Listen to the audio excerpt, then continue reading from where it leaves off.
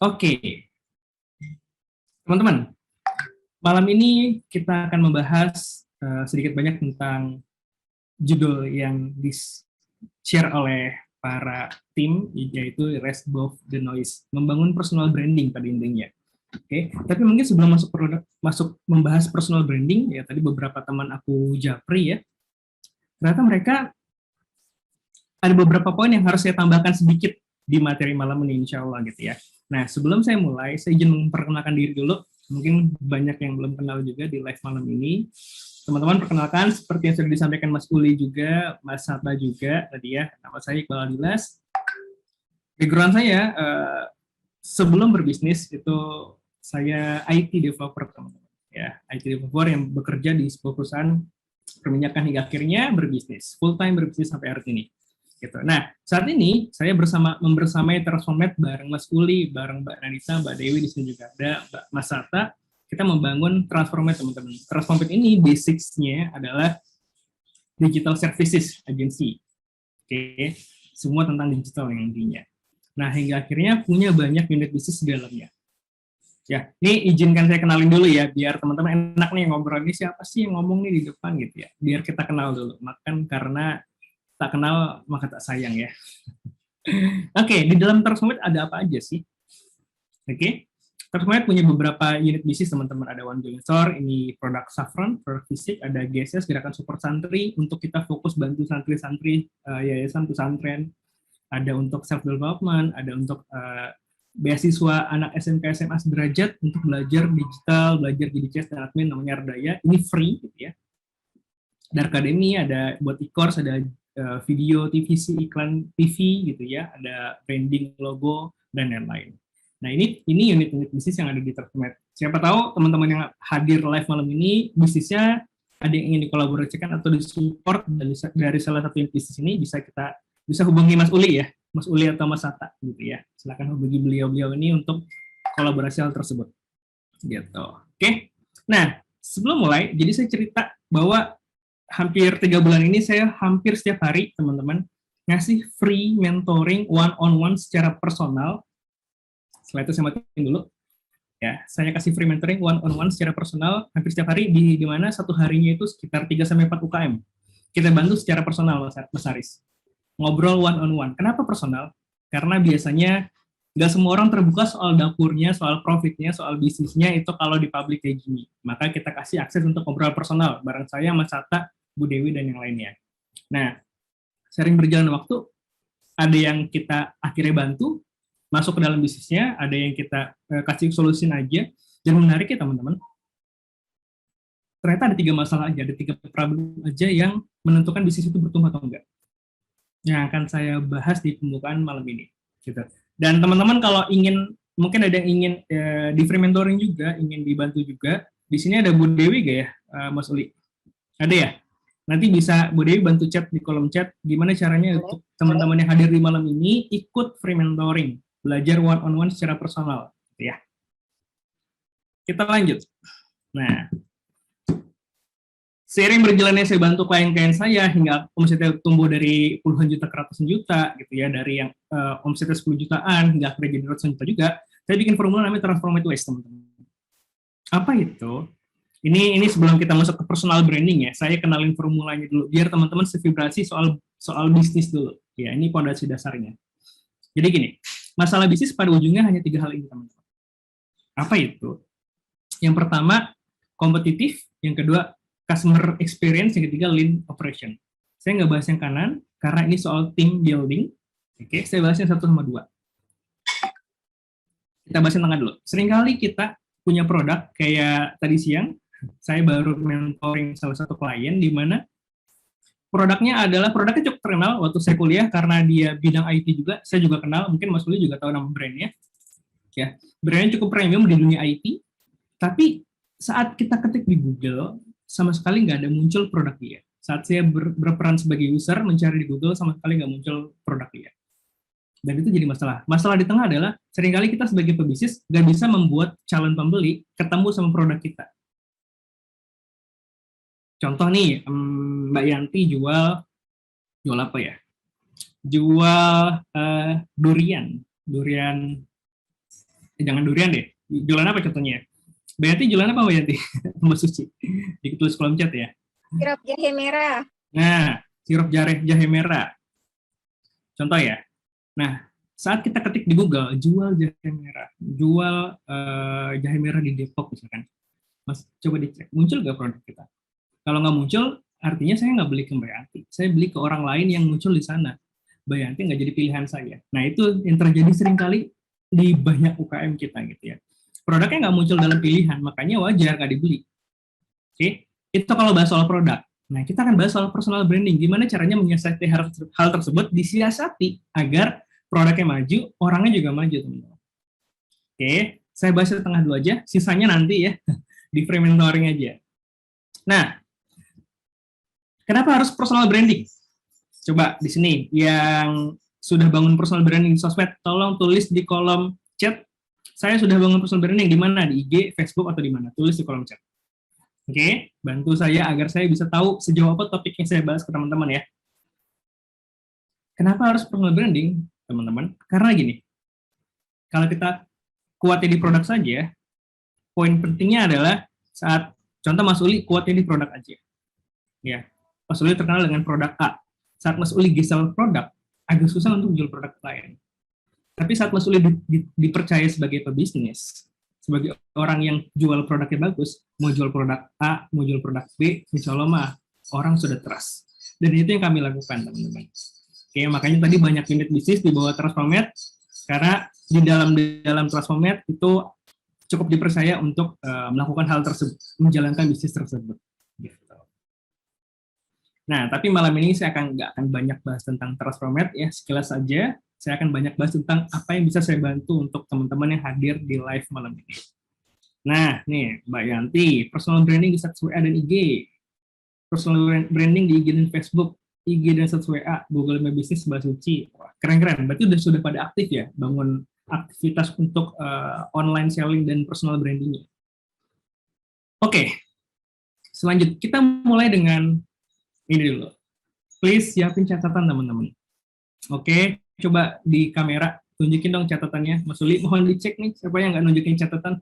Biar apa teman-teman? Karena ilmu diikat dengan mencatat teman-teman. Kalau nggak dicatat, ngeblank. Setelah ini lupa tadi bahas apa ya, apa yang harus saya praktekin ya. Oke, nah Mas Uli tuh pergi dulu tuh ambil catatan. Oke teman-teman, siapin catatan dan pulpennya yang jelas, buku catatan dan pulpen, agar teman-teman bisa menulis aha momen yang didapat.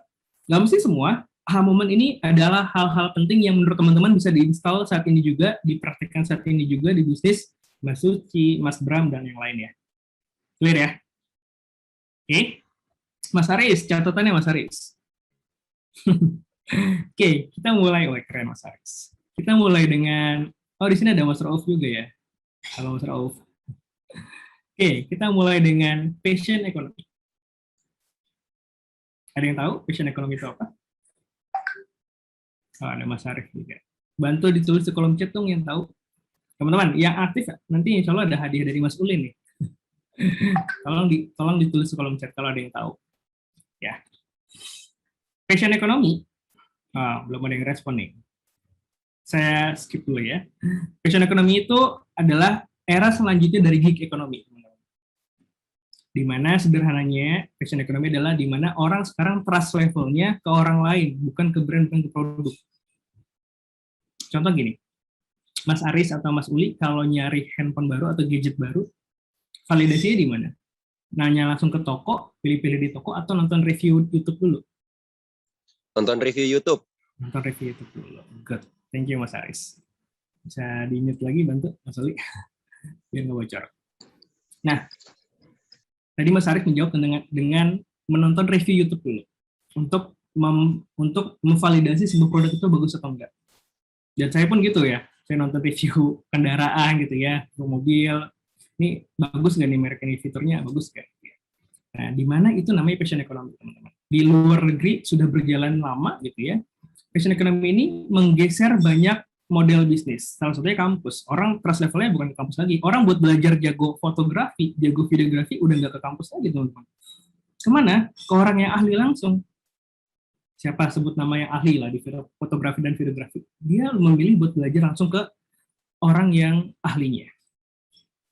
Oke, dan keilmuan lainnya. Maka penting banget buat kita, buat Mas Aris, Mas Uli, dan yang lainnya, Mas Bram, tentuin skill apa yang jago di Mas Aris, yang bisa dibangun untuk membangun personal brandingnya.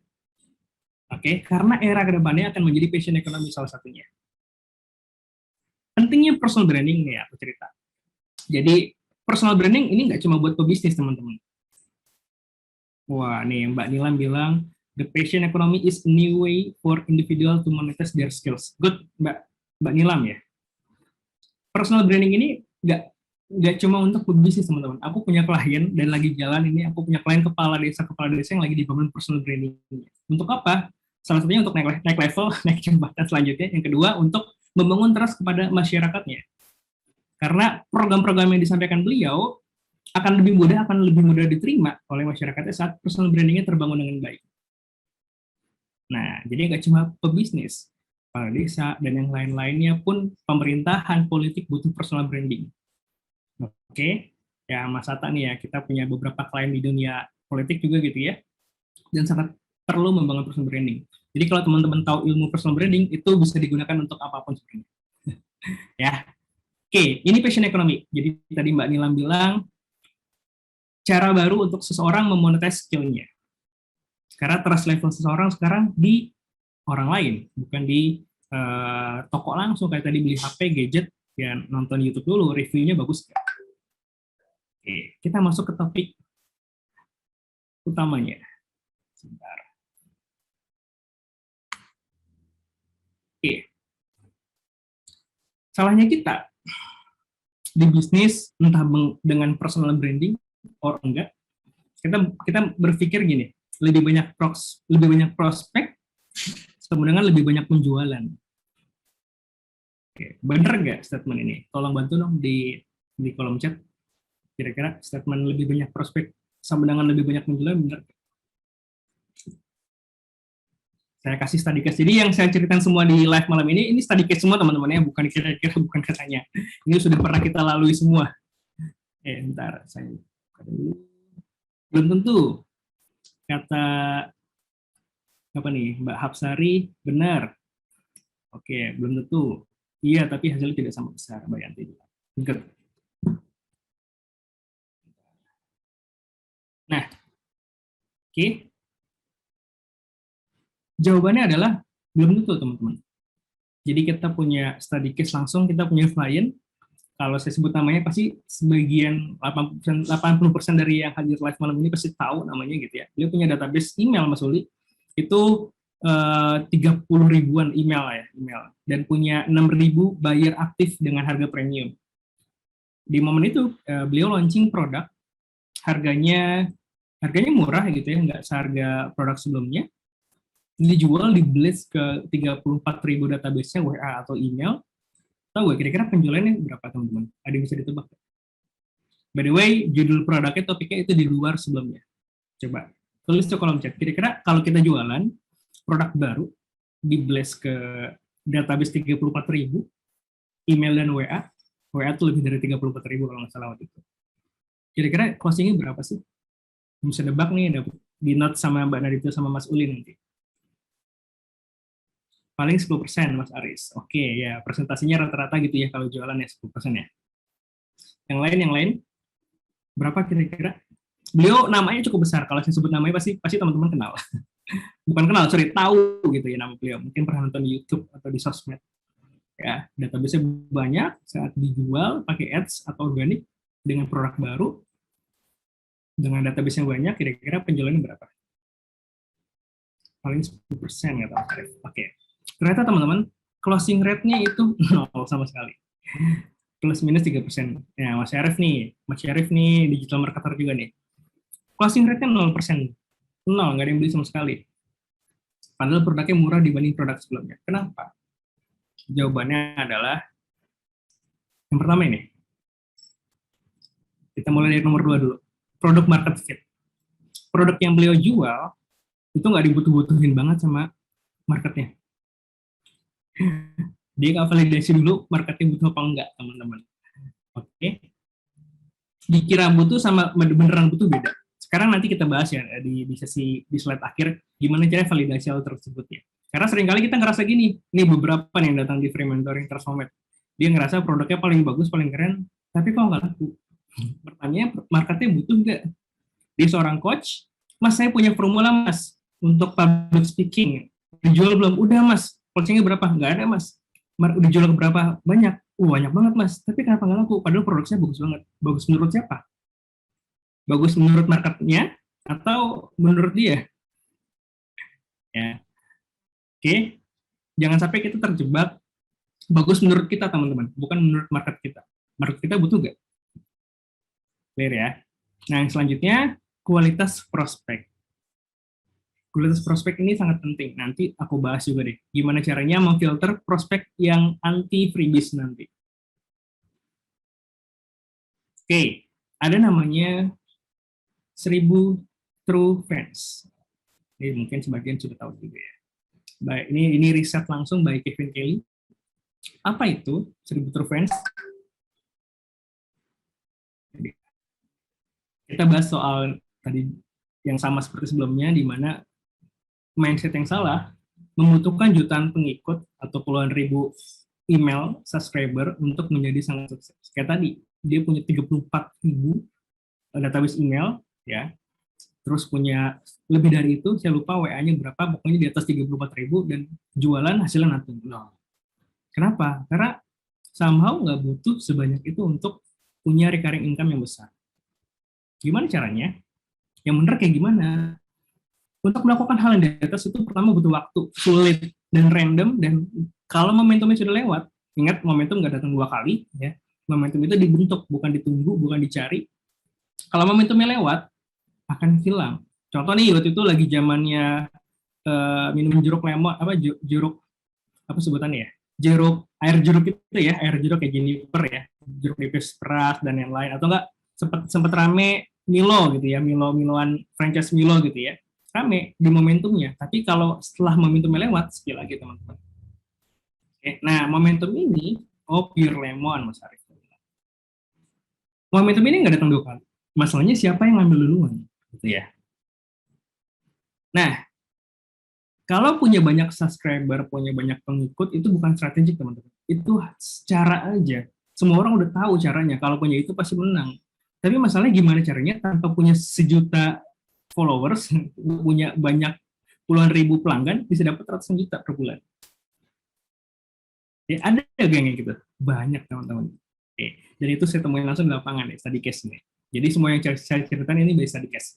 Jadi gini, aku punya klien, dia followersnya cuma 400 di Instagram, nggak punya sosmed lain, terus dia nggak punya database email juga, ya, jualannya online, punya tip offline juga, tapi omsetnya per bulan itu 3M teman-teman, 2M 3M. Oke, jualannya apa? Jualannya pulsa. Pulsa. Atau kemarin ya, di sini ada Mbak Fanti gantinya. Mbak Fanti mana nggak ada ya. Kemarin aku baru training 2 hari di Bogor, Minggu sama Senin 2 hari 1 malam full training tim sales yang tadinya omsetnya 40 juta sehari, sekarang jadi 80 juta sehari. Di hari Selasa kemarin langsung 80 juta sehari sampai hari ini gitu ya. Kenapa? Kadang nggak butuh yang kayak gini-gini teman-teman di atas buat dapat omset besar. Asal kita tahu market kita butuhnya apa. Nih ya, saya lanjut dulu. Nah, ini materi tadi ya, 1000 true fans sama dengan segini per years. Kalau apa? Jadi kita sama nggak butuh banyak-banyak banget kok audiens atau customer atau orang yang engage sama kita. Cukup 1000 aja yang mau beli produknya Mas Uli, Mas Aris tiap bulan. Oke, 1000 orang yang beli $100 per bulan atau per tahun sama Mas Aris sudah punya duit segini per tahun. Ya, bener nggak? Kita hitung ya. $1.000, mana nih?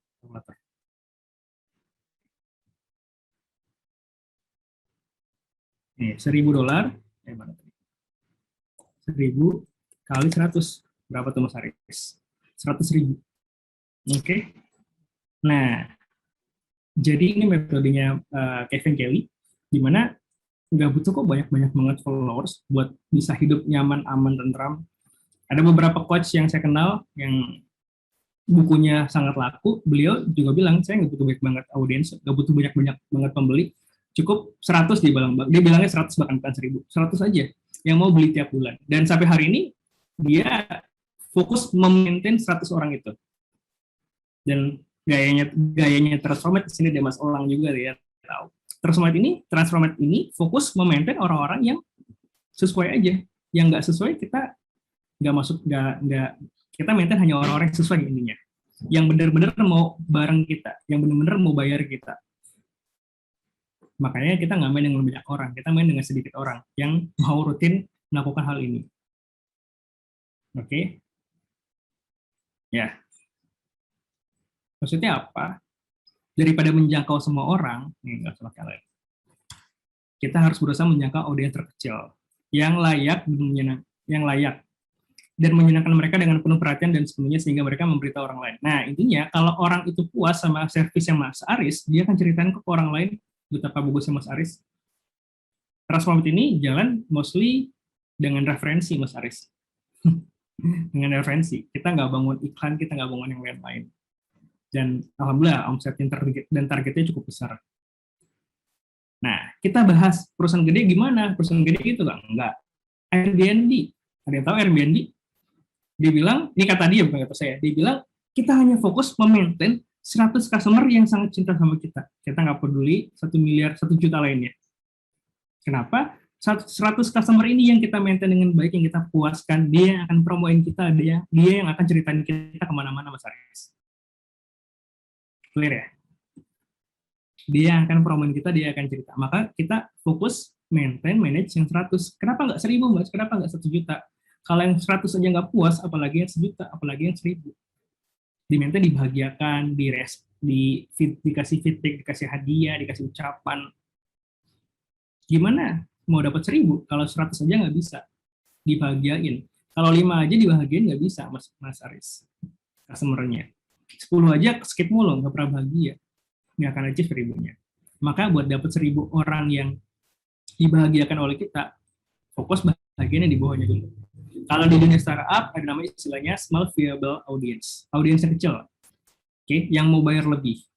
Makanya Transformate sendiri, servisnya premium, teman-teman. Kita main harga premium semua, karena klien kita rata-rata corporate ya. Tapi kita fokus ke yang sedikit itu, yang mau bayar lebih. Yang mau bayar kita layak. Kita nggak main dengan banyak, kita mau main dengan yang kecil yang bayar kita dengan layak. Gitu. Clear ya? Saya lanjut. Intinya sukses itu dibangun atas pelanggan yang bahagia, berkualitas tinggi, dan jangka panjang. Oke, nah ini kita masuk ke personal branding ya. Apa yang saya lakukan dan tim, dan saya bangun klien-klien saya untuk personal brandingnya, cuma dengan 4 langkah ini aja.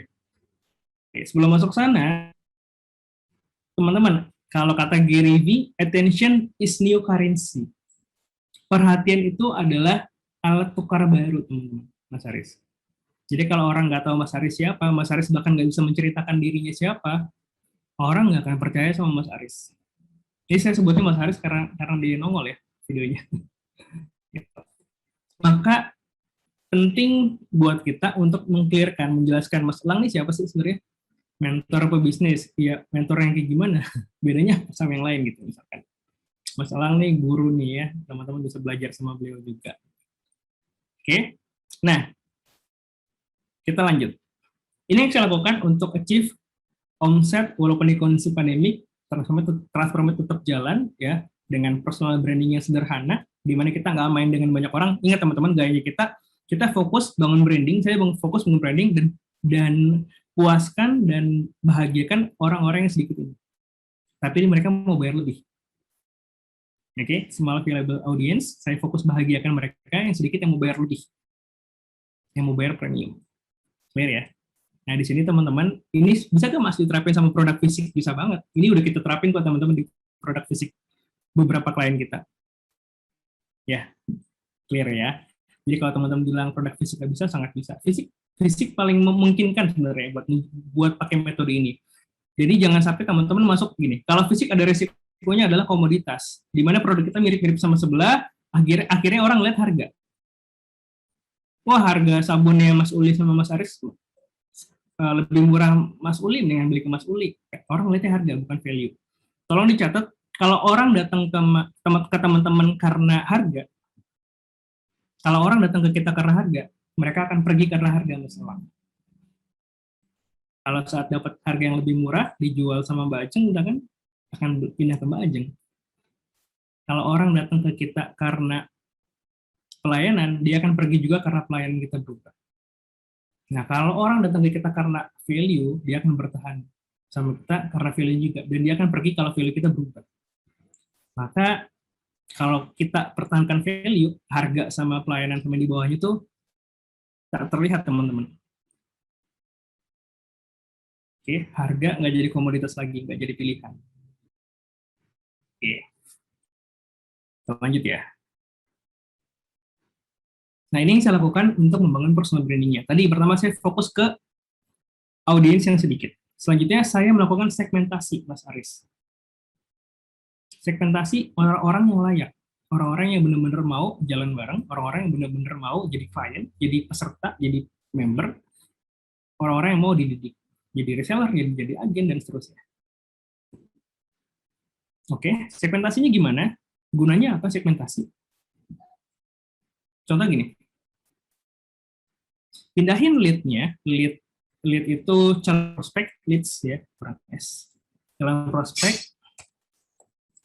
sesuai kondisi journey-nya. Maksudnya apa? Tadi ada yang bilang hot, cold, warm gitu ya. Siapa ya? Oh, Mas Syarif. Kalau dia masih cold, dia belum siap bayar, dimasukkan ke list yang belum siap bayar. Treatment dia sebagai hal tersebut. Kalau dia siap bayar lebih, dia udah menjadi hot, pindahkan dia ke orang-orang yang sesuai, teman-teman. Nah, contoh kalau di email, saya mindahin nih. Kalau di sini mungkin ada yang sudah gunain email marketing ya, Mas Elang udah pasti ya, Mas Rauf. Saya pindahin mereka ke email-email khusus, jadi mereka yang mendapatkan program khusus, promo khusus, nggak semua. Kan kita akan jenuh nih, ya kita jenuh kan dipromoin berbagai macam di email kan, dikasih jualan ini, besok jualan itu, besok jualan ini, hingga akhirnya kita nggak baca-baca lagi email dari dia. Kenapa? Karena dia bombardir kita dengan jualan. Oke, dia nggak siap beli, tapi kita jualin. Ngapain jualin ke orang yang nggak siap beli gitu. Nah, yang saya lakukan, saya hanya jual ke orang-orang yang mau beli aja. Maka rate closing-nya lebih besar dibanding jual ke semua orang. Oke, nah pindahin leads-nya. Terserah kalau mau via WA, bisa banget via WA. Jadi nanti ada funnel-nya, nanti saya bahas di bagian akhir funnel-nya. Oke, pindahin ke orang-orang yang sesuai aja. Ini yang kita lakukan. Selanjutnya, batu limit ya, Mas Uli ya. Oke, selanjutnya adalah bisnis itu sebenarnya sistem, teman-teman. Kita nggak akan bisa jalan sendiri. Jadi gini, if you wanna go fast, go alone. Kalau kamu mau jalan cepat, pergi sendirian aja. Tapi kalau mau jalan jauh, pergi bareng-bareng. Mulai dari sekarang, coba pikirin gimana caranya bangun tim, ajak orang buat jadi tim kita. Kalau ada yang pernah baca buku Good to Great, ini Good to Great nih, merah, datang ya? Oke. Mas Uli bantu di-mute dulu ya, yang lainnya. Good to Great, merah gini, Jim Collins. Nah, dia bilang untuk membangun perusahaan yang besar yang sukses, yang punya momentum percepatan yang besar, langkah pertama dilakukan adalah bukan kita belajar. Tapi first, cari siapa dulu yang bisa bantu kita menuju ke sana. Yang bisa kita bawa untuk bareng-bareng ke sana. Yang tahu caranya untuk ke sana. Cari ibunya dulu siapa. Contoh nih, Mbak Ajeng. Mas, saya nggak ngerti Instagram, saya nggak ngerti sosmed. Saya ngerti jualan langsung aja, bangun tim jualan, bangun reseller. Ya udah cari yang ngerti. Bisa bantuin Mbak Ajeng buat bangun sosmed, bangun Instagram, dan lain-lain. Mas, saya mau belajar sendiri? Boleh belajar. Nggak ada salahnya kita belajar. Tapi kalau belajar malah makan waktu jadi 6 bulan, setahun nggak gerak-gerak, kenapa nggak kita cari ibunya dulu? Siapa yang bisa bantuin kita buat lebih cepat ke sana? Sama kayak mentor, teman-teman. Teman-teman nyari mentor nih, Mas Rauf, Mbak Yanti nyari mentor. Mentornya gimana? Saya pingin punya income, Mas Rauf misalkan. Mas Rauf bisnisnya apa? Oh, belum ada, Mas. Pingin omsetnya berapa? Omset 10 juta. Cari mentor yang udah pernah lewatin 10 juta pertama, udah lewatin 50 juta pertama, udah lewatin 100 juta pertama. Kalau mentornya aja belum pernah achieve hal tersebut, bahkan dia lagi struggling sekarang, layak jadi mentor nggak, Mas? Ya nggak? Nah, sama kayak tadi, first who-nya, cari siapa dulu yang udah achieve hal tersebut. Dia udah lewat belum hal tersebut, dia udah bisa lewatin belum bina timnya, dia udah bisa lewatin belum. Misalkan masalah kita tim, kita cari orang yang bisa ngajarin kita tim, dia udah bisa lewatin belum masalah tim, dia udah bisa lewatin belum kondisi benahin timnya atau omsetnya. Saya pengen omset 100 juta pertama. Jadi saya sama Sata lagi cari mentor nih, bisa kita kemarin sebut nama ya Mas Sata ya. Dia itu mentor ini ahli untuk scale up pebisnis untuk tembus angka triliunan. Nah, kita lagi belajar ke beliau nih untuk tembus triliunan gitu ya. Jadi setiap mentor punya ahli masing-masing teman-teman. Ada yang sudah pengalaman tembusin omset ke ratusan juta, ada yang pengalaman ke miliaran. Nah, pertama kita cari kita mau nembus yang mana dulu. Gak usah terlalu jauh, tembusin dekat-dekat dulu aja Mas Rauf, yang 10 juta dulu mungkin kalau kita masih nol. Pertanyaannya mentornya udah pernah belum? Kalau udah pernah, tempelin dia, Mbak Anjing, tempelin dia, belajar sama dia. Gitu. Nah, memilih mentor juga penting. Mentor atau partner. Maka di buku Good to Great, langkah pertama adalah cari who-nya dulu. Siapa yang bisa bawa kita ke sana? Clear ya? Nah, untuk bangun personal branding-nya, saya bikin sistem teman-teman untuk mempermudah. Untuk apa? Bikin attention-nya, perhatiannya, saya tarik perhatian orang, untuk mengolah leads saya ada tim, pun untuk memaintain customer-nya. Nah, maka kalau di funnel, ini gambar funnel nih, mana ya? Ya, kok bisa. Sebentar. Kalau kita gambar funnel kayak gini ya, funnel. Nih, funnel kayak gini. Kita closing ini di bawah. Nah, customer ini nggak beres sampai di ujung. Seringkali kita ngelakuin ini, setelah closing beres, di bawah beres. Maka yang harus kita lakukan adalah bikin namanya customer team. Untuk apa? Di sini, kalau kita closing ini dari cold, warm, ya, nih, pakai mouse jadi agak susah. Ini hot, ya. Hot itu udah closing. Setelah closing, mereka nggak kita apa-apain, maka bocor. Dia akan pergi ke kompetitor. Produknya Mbak Yanti, misalnya tadi minuman, dia akan pergi cari yang lain lagi. Kalau nggak di-maintain sama Mbak Yanti, pindah, bocor, nyari yang lebih enak, nyari yang lebih murah. Maka bangun namanya CRM. Yang saya lakukan agar orang tetap stay di saya, walaupun audiens saya nggak main sama yang banyak, saya main dengan sedikit, maka saya maintain dengan Customer Relationship Manager namanya CRM. Di sini saya maintain mereka yang sedikit tadi itu. Ya, tadi kan saya bilang saya nggak main sama banyak orang, saya main sama sedikit orang yang mau bayar lebih. Maka saya butuh kunci mereka dengan menjaga mereka di dalam. Sama kayak kita, kalau kita jualan, saat mereka kita closingin, jangan sampai bocor, kunci mereka di sini. Clear ya?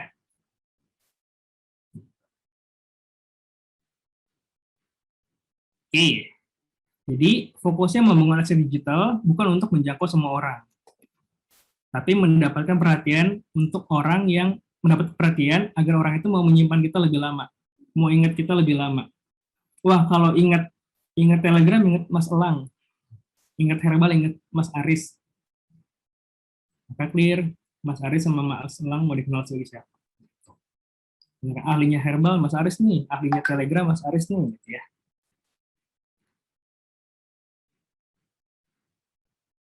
Oke. Oh, ini ada. Kita lanjut lagi ya. Nah, ini yang menarik. Ini yang mindset yang saya install di tim-tim internal. Di mana buat bisnis jangka panjang, buat terlihat muncul di banyak persaingan, tapi kita tetap menang, kita tetap kuat. Saya install namanya mindset infinite game.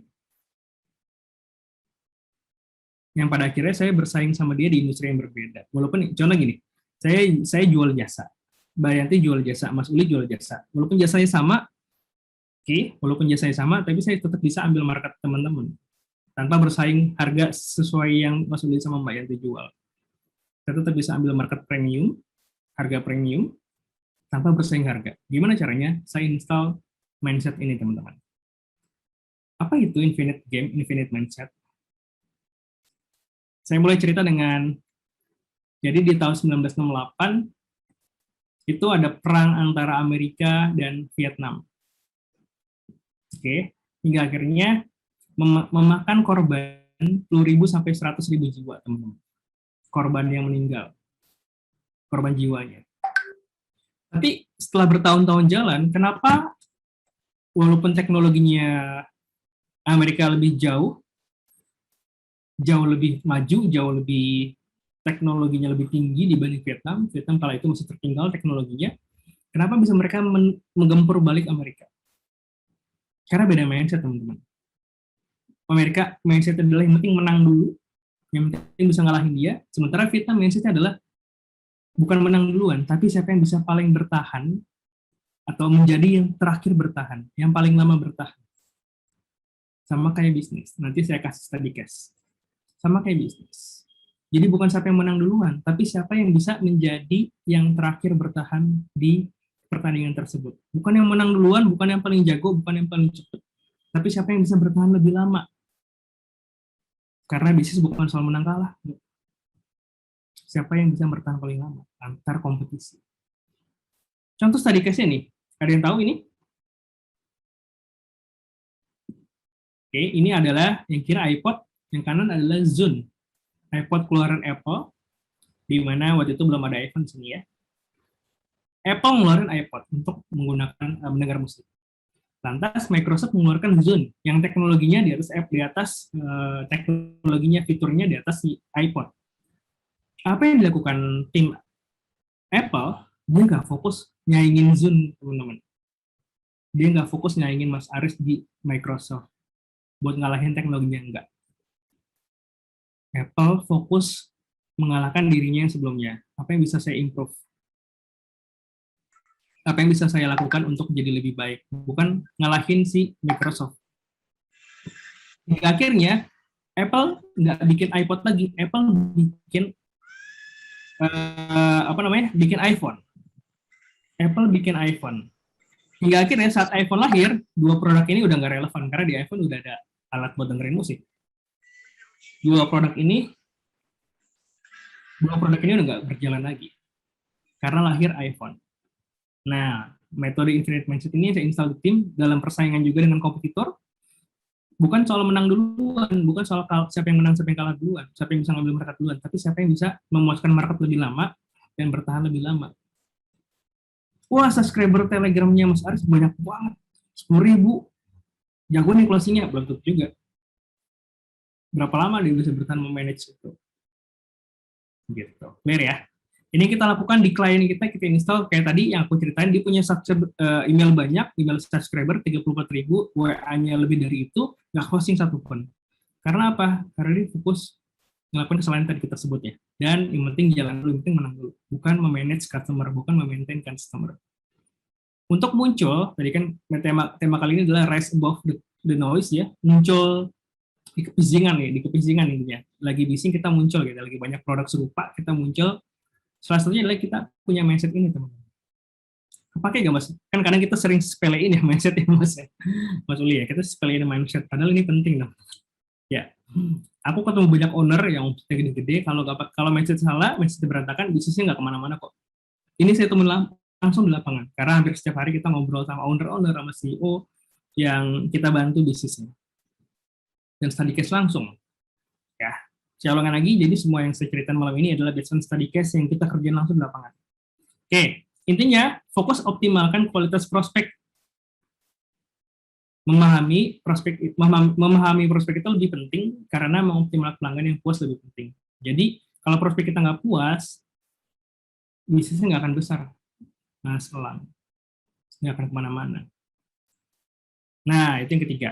Yang kita lakukan buat muncul tanpa harus dilihat dalam persaingan. Kita muncul, orang tahu, orang referensi kita, tapi kita nggak muncul dalam persaingan di dunia komputer produk yang serupa. Punya produk fisik ada, saya punya produk fisik, saya punya produk yang komoditas juga, yang orang lain jual juga. Tapi muncul, tapi produknya menang, gitu ya. Jadi yang aku kasih contoh sembako, jadi jual sembako ya teman-teman, beras kan mirip-mirip lah ya harganya, gitu, beras, minyak, tapi omsetnya bisa naik kok. Penjualannya kita bisa nguasain wilayah kok teman-teman. Jual sembako, bayangin ya. Omsetnya per hari cuma 40 juta, sekarang jadi 80 juta sampai 100. Clear ya. Nah, selanjutnya adalah framing.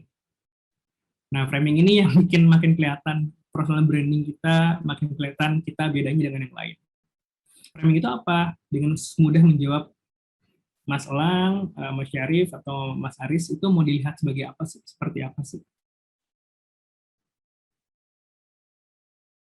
Di yang lain. Nah, mungkin sepele juga ini ya, mungkin sering tertinggal, mungkin sering diabaikan. Padahal ini penting. Contoh aku punya klien, dia itu orang Depok, Mas Aris. Dia itu bisnisnya sewa tenda ya, sewa tenda, omset itu 50 jutaan per bulan, 50 sampai 100 juta per bulan. Terus setelah kita ngobrol, kita audit bisnisnya, kita kasih strategik, kita kasih arah buat dia ngisi namanya bisnis model canvas. Saat saya sampaikan, Mas, coba yuk kita bedain bisnis model canvas, dia bilang, saya udah tahu. Pernah dibuat nggak? Nggak pernah, saya cuma tahu doang. Karena tahu aja nggak bikin kita jadi apa-apa. Sama kayak gini, kita mau dilihat seperti apa. Tahu aja kalau kita nggak pernah clear, mau dilihat sebagai apa, nggak jadi apa-apa juga, Mas Aris. Nggak akan kemana-mana juga. Oke ya. Framing ini contoh, ini kalau framing disebutnya recommendation ya, framing recommendation. Ini contohnya si Andre, dia konsultannya si Mindvalley, kalau pernah tahu Mindvalley. Oke, dia di websitenya direkomendasikan oleh J.K. Rowling dan Stephen King. Ditulis kayak gini, dia post itu di websitenya, hingga akhirnya orang yang datang ke sana, entah apa isi artikelnya dia, percaya sama artikelnya. Oke, saya ulangin, dia dikasih notes ini sama J.K. Rowling dan Stephen King, diposting di websitenya.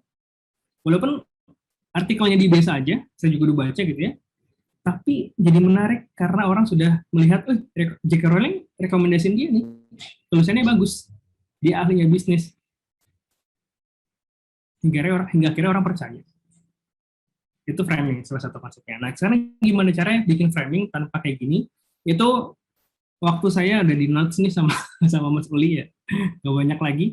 Oke, nanti kita di sesi selanjutnya insya Allah kita bedah ya. Gimana caranya membangun framing lebih mudah ya, dan membangun segmentation market lebih mudah. Intinya, buat cerita kita. Nggak penting Mas bikin cerita. Ini penting kok teman-teman, serius. Kalau teman-teman suka nonton Gary Vee selalu bilang, Gary Vee terkenal karena storytelling. Karena dia bikin cerita tentang dia. Cerita harus real ya, jangan dibuat-buat. Oke. Kalau kita gagal jualan, ingat jualan itu gagal kalau yang menang cuma penjualnya doang. Cuma Mas Harisnya doang yang jual, yang menang. Si pembelinya nggak menang. Ya udah, itu maka akan gagal transaksionalnya. Wah, saya bayar 8 juta nih belajar sama Mas Elang, tapi saya dapat apa ya? Yang menang Mas Elang doang, maka saya nggak akan beli. Saya nggak akan bayar kelasnya Mas Elang. Maka harus bikin pembelinya atau prospeknya menang duluan. Gimana caranya? Kita bedah di berapa menit lagi? 2 menit lagi ya. Masih ada waktu, Mas Uli? Lagi, Mas. Oke. Siap, saya lanjut dulu ya. Nah, intinya raise above noise ini untuk orang-orang yang ingin apa? Menjangkau calon prospek, leads itu calon prospek ya, yang berkualitas. Karena seringkali kita main sama yang banyak tapi nggak berkualitas, freebies semua isinya, orang yang mau gratisan semua. Wah, tahu nih Mbak Yanti jual minuman, tapi semuanya ya dikasih gratisan, nggak mau beli. Buat apa gitu ya? Fokuslah sama orang-orang yang mau bayar kita, yang mau beli produk kita. Terus, ini adalah untuk orang-orang yang jualan dengan hati, intinya dengan empati. Kalau kita jualan dengan empati dengan tepat, itu lebih baik dibanding pakai taktik sama cara lainnya.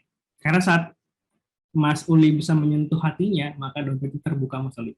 Taktik sama cara lainnya kadang udah nggak kepake. Dan ini kita alamin teman-teman, di setiap proses kita berbisnis ya. Bahkan kita bilang, nggak usah pakai kita deh Pak, pakai yang lain aja, dia tetap mau pakai kita. Dia tetap mau pakai jasa kita. Karena kita bentuk hatinya. Walaupun kita di atas dia harganya.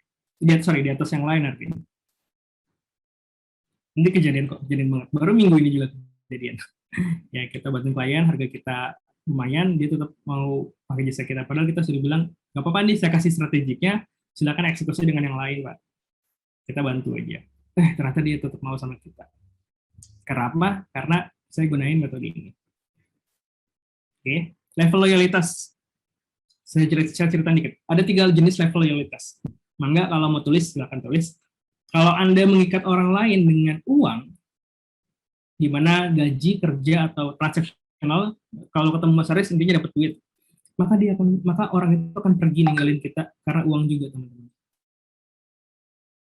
Karena di tempat lain dapat gaji lebih gede, misalkan kerja, dia akan pindah. Karena, wah di Mas Aris udah jarang dapat duit lagi nih, pindah ke tempat lain. Karena di tempat lain ada yang bisa ngasih duit lebih gede dibanding kita. Selanjutnya, kalau kita ngasih level loyal ya, ini level loyal. Level loyal yang ketiga tadi adalah karena uang, kita ikat dia karena uang. Level loyal selanjutnya nomor 2 adalah orang akan loyal kalau kita punya ilmu. Saya nih, wah loyal sama Mas Uli, pokoknya ngikut dah Mas Uli mau kemana, karena saya mau dapat ilmunya Mas Uli.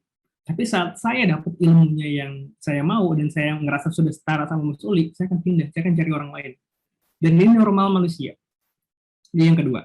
Nah, yang pertama ini, level loyal pertama ini yang paling kuat, yang akan ngalahin uang sama ilmunya. Apa itu? Hati, teman-teman. Sentuh hatinya, maka uang sama ilmunya akan lewat, akan nggak dilirik. Clear ya? Nah, rise above the noise ini adalah untuk orang-orang yang ingin keluar dari industri komoditas. Siapa yang suka perang harga? Siapa yang sudah stres perang harga? Mangga, berarti ini solutionnya. Kita akan bedah ya. Ini yang saya lakukan langsung, teman-teman, bareng tim ya, bareng Mas Uli dan kawan-kawan, ngerjain langsung di lapangan, di klien, untuk bikin dia keluar dari perang harga. Selanjutnya, nih yang paling sering nih. Siapa yang ngerasa di sini? Tolong di kolom chat ya. Jualannya banyak yang datang, orang-orang yang pengen gratisan doang. Siapa coba? Nah, metode ini bikin kita produknya ngebuang orang-orang yang mau freebies doang, yang mau gratisan doang. Selanjutnya, intinya kita memiliki prospek pelanggan untuk klien yang lebih baik. Dan sudah optimal, sudah sesuai, sudah convert sejak awal. Dari pertama kali dia kontak kita. Oke, jadi fokusnya rise above the noise itu adalah untuk orang-orang yang seperti ini. Clear ya poinnya. Selanjutnya, nah kenapa harus belajar rise above the noise bareng Mas Uli dan saya dan Mas Atta dan lainnya? Karena teman-teman akan menjadi marketer atau mempunyai eksekusi marketing yang lebih baik. Mempunyai eksekusi marketing yang lebih baik. Maksudnya gimana? RABN itu rise above the noise ya. Itu akan bikin teman-teman punya strategic marketing yang lebih baik. Nah, teman-teman, bisnis itu 90% bahas soal penjualan ya di awal. Jadi kalau di awal kita nggak bisa ngasilin cash, nggak bisa jualan, it's the problemnya. Maka kalau cara kita sama aja kayak yang lain, orang nggak lirik maksudnya, ya nggak? Cara kita harus beyond mereka, harus beyond. Makanya ini di sini kan beyond the noise. Cara kita harus beda. Kalau cara kita orang lain juga tahu caranya, nggak ada akan bedanya. Orang lain, semua orang pasti udah jadi ngelar, udah jadi kaya. Kalau caranya sama dan caranya mudah. Maka teman-teman butuh strategik yang berbeda, butuh strategik yang baru. Ingat, kondisi baru, cara lama udah usah di kondisi baru. Bisa jadi strategik di sebelum pandemi masih jalan, tapi setelah pandemi bisa jadi udah nggak jalan. Clear ya? Lalu akan belajar fundamental strategik diinstal ke industri yang berbeda. Oke, karena apa? Agar kita bisa kelihatan di antara kebisingan itu. Nah, intinya teman-teman bisa bikin strategik juga yang nggak basi. Seringkali kita bikin strategik udah kelewatan basi. Karena nggak didasarkan pada jalan pintas, nggak ada jalan cepet, nggak ada yang hack-hackan, nggak ada yang celah, nggak ada yang cara kira-kira. Intinya semuanya terukur. Oke, Anda akan belajar bagaimana memindahkan orang dari prospek itu calon pembeli, ke customer yang suka, yang benar-benar mau beli produknya Mbak Ajeng, Mas Syarif. Intinya, ketika Anda menjual ini dengan baik, ini akan membuat aset digital Anda lebih baik. Gitu. Saya mau menutup dengan kalimat ini. The aim of marketing is to know and understand the customer so well the product or service fits him and self itself. Intinya bukan jual produk ke customer, teman-teman, tapi cari customer yang sesuai dengan produk kita. Ya, aku kasih lihat bocoran materi BBA lagi. Intinya, jangan cari customer untuk produk Mas Syarif untuk produk Mas Aris. No, ini bukan kata saya, kata Seth Godin, kata si ini juga apa Peter Drucker. Ya, intinya, nggak kelihatan ya slide ini ya. Sorry. Nih, intinya jangan cari customer untuk produk Anda, tapi cari apa? Produk untuk customer Anda. Clear? Clear ya? Tapi cari produk untuk customer Anda. Jadi bangun customer-nya dulu, teman-teman. Bukan produknya dulu. Bangun orang yang butuh dulu. Kayak di sini dia bilang, intinya orang itu butuh dulu sama produk lo. Kalau nggak butuh, ngapain dia beli? Dia nggak beli. Clear ya? Di sini, RABN ini, Rest of the Noise ini, membuat Anda dipercaya sama market khusus. Nggak semua orang, intinya market itu mau bayar lebih produknya Mbak Yanti tadi, dan mau bertransaksi jangka panjang sama Mbak Yanti. Mau percaya sama Mbak Yanti, karena Mbak Yanti dipercaya sama marketnya. Apa aja dipelajarin, fokusnya ada 5 hal ini dulu. Membangun belief, di reframing belief tersebut, kepercayaannya tentang Mbak Yanti. Terus, membangun framework dan seni untuk menjual, walaupun produk itu belum launching, belum ready. Dan ini dilakukan oleh Mas Hatta, jual ribuan buku ke para agennya, dan beda negara juga dengan metode resell ini.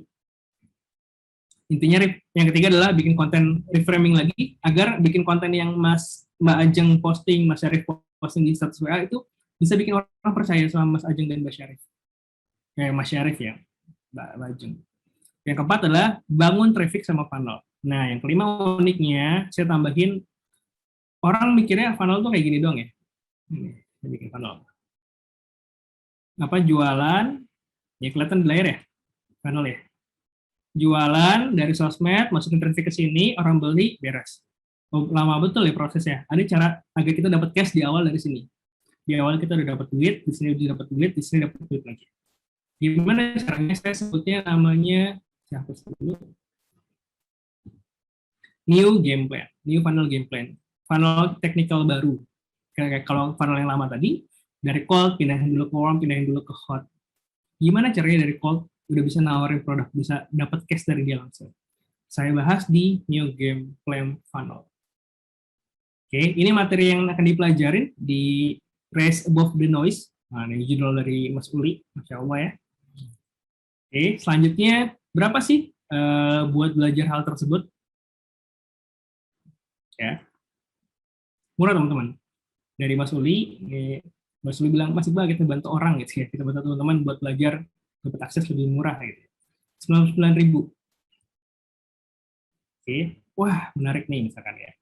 Tapi untuk yang daftarnya kemana, belinya kemana, daftar ke orang yang ajak teman-teman ke acara ini, yang undang teman-teman ke acara ini. Kalau teman-teman tahu dari admin Transformate, silakan japri admin Transformate yang ngasih link, atau di grup ada nomornya ya. Silakan japri beliau untuk gimana caranya belajar di program ini. Selanjutnya, saya kasih bonus 1 hari tambahan belajar tentang apa? New funnel lawan plus old funnel ya. Intinya cara funneling yang baru dan yang lama. Gimana cara gunain keduanya, gimana caranya terapin hal keduanya. Tapi yang transfer ke orang yang mengundang hari ini aja. Dapat 2 program yang transfer hari ini. Oke. Harganya berapa? 99.000. Silakan bisa hubungi Mas Uli atau orang yang mengundang. Gimana cara ikutnya?